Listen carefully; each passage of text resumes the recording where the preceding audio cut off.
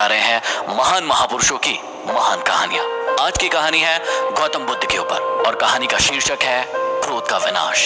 एक बार की बात है, गौतम बुद्ध पेड़ के नीचे बैठकर गांव वालों को क्रोध के ऊपर समझा रहे थे, उसके ऊपर सत्संग दे रहे थे और समझा रहे थे कि किस प्रकार क्रोध एक इंसान को पूरी तरीके से नष्ट कर देता है। जब किसी इंसान को क्रोध आता है तो वो किसी के बारे में नहीं सोचता है, वो मूर्ख बन जाता है और इस प्रकार की हरकतें करने लगता है जिससे उसका विनाश निश्चित होता है। सारे गांव वाले इस बात को बहुत ही ध्यानपूर्वक सुन रहे थे कि क्रोधी व्यक्ति कभी भी अपना आपा खो सकता है और किसी के साथ भी कोई भी व्यवहार कर सकता है। जब ये विषय धीरे धीरे आगे बढ़ने लगा तो गांव वाले इस विषय को बहुत ही ध्यानपूर्वक सुनने लगे। लेकिन बीच में बैठा हुआ एक व्यक्ति थोड़ा सा विचलित हो रहा था। उसे लग रहा था कि ये सारी की सारी बातें उसे सुनाई जा रही है, क्योंकि उसे बहुत क्रोध आता था।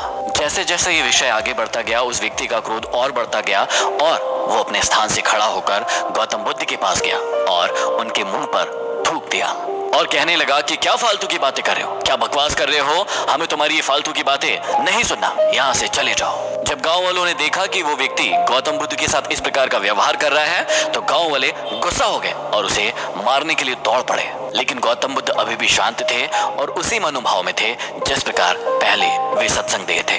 बुद्ध ने उन व्यक्तियों को रोका और कहा कि नहीं, इस व्यक्ति को कुछ मत कहिए, इस व्यक्ति की कोई गलती नहीं है। इस व्यक्ति को क्रोध आ रहा है और क्रोध में ऐसा होना निश्चित है, इसमें इसकी कोई गलती नहीं है। सभी गांव वाले बहुत ही आश्चर्यचकित हो गए कि गौतम बुद्ध के साथ इस व्यक्ति ने इतना कुछ किया, लेकिन गौतम बुद्ध अभी भी शांत है और उस व्यक्ति के खिलाफ कोई भी बातें नहीं सुन रहे हैं। थोड़ी देर के बाद वो व्यक्ति वहां से चला गया और सारे लोग अपने क्रियाकलाप में लग गए। रात में जब वो व्यक्ति सोया तो उसे अपनी गलती का एहसास हुआ। सुबह उठकर जल्दी वो गौतम बुद्ध के पास पहुंचा और उनके पैरों में गिरकर रोने लगा, गिड़गिड़ाने लगा कि मुझसे बहुत ही बड़ी गलती हो गई है, मुझे माफ कर दीजिए, मैंने कल आपको बहुत अपशब्द कहे, बहुत ही बुरा व्यवहार किया और इसके लिए आप जो सजा मुझे देना चाहते हैं वो दें। बुद्ध ने उस व्यक्ति को उठाया और कहा कि मैं बीते हुए दिनों की बातों को याद नहीं रखता हूँ और तुम्हें भी यही करना चाहिए। तुमने अपनी गलती मानी और उससे सीख ली, ये बेहतर है। क्रोध हर इंसान को आता है, लेकिन